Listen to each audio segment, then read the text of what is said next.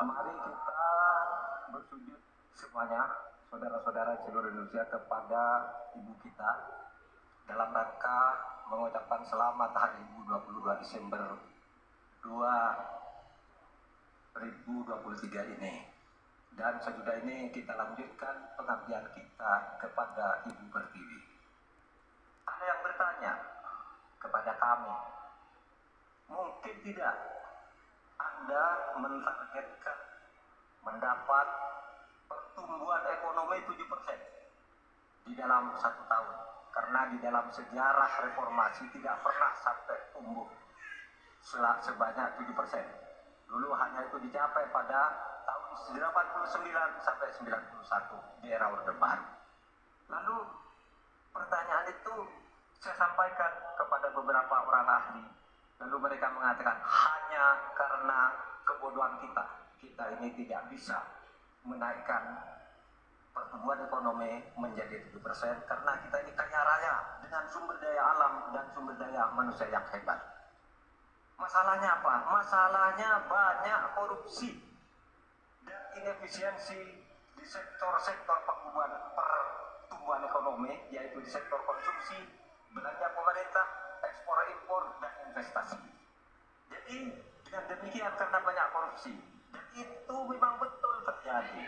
Coba lihat, berdasar hasil SIGI, Transparansi Internasional, korupsi terjadi di lembaga legislatif, eksekutif, dan yudikatif secara besar-besaran. Korupsi juga terjadi di 3 matra alam kita ini.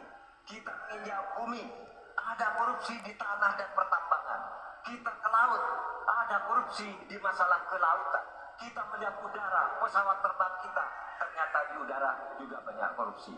Akibatnya apa? Rakyat miskin. Saya ketemu dengan seorang bernama Teddy dan Yoni di Padang. Seorang atau 2 orang pegawai angkutan perusahaan truk menyatakan tidak pernah bisa mendapat subsidi minyak yang disediakan oleh negara karena tidak pernah sampai di korupsi. Saya juga ketemu dengan seorang Seribu anak kecil di Parompong, Bandung Barat. Dia mengajak saya main layang-layang. Katanya, "Bapak, saya ingin terbang seperti layang-layang meraih kita, tapi saya tidak dapat." Kemudian saya ingat pulau saya Madura. Di Madura itu kaya dengan gas alam, tetapi sampai sekarang tidak pernah dioptimalkan untuk dimanfaatkan. Maka kuncinya adalah bagaimana kita memberantas korupsi. Lalu ada yang tanya kepada saya, "Bapak, kalau Bapak jadi wakil presiden orang takut ditangkap. Saya panggil para ekonom dan para pelaku usaha, apa betul Anda takut kepada saya kalau saya wapres?" Tidak, Bapak. Justru kami perlu seorang penegak hukum seperti Bapak. Karena apa? Kami kalau mau investasi di Indonesia ini diperas. Mau berusaha ini diperas. Kalau kami bayar padahal diperas, lalu ketahuan kami ditangkap katanya kami menyuap. Itulah Indonesia ini pada saat ini. Oleh sebab itu, saudara sekalian, kita harus lawan korupsi. Menimbang istilah anak muda, "Hai koruptor, putar kau. Hai wir, mundur Pak wir. Nah, korupsi setabrak."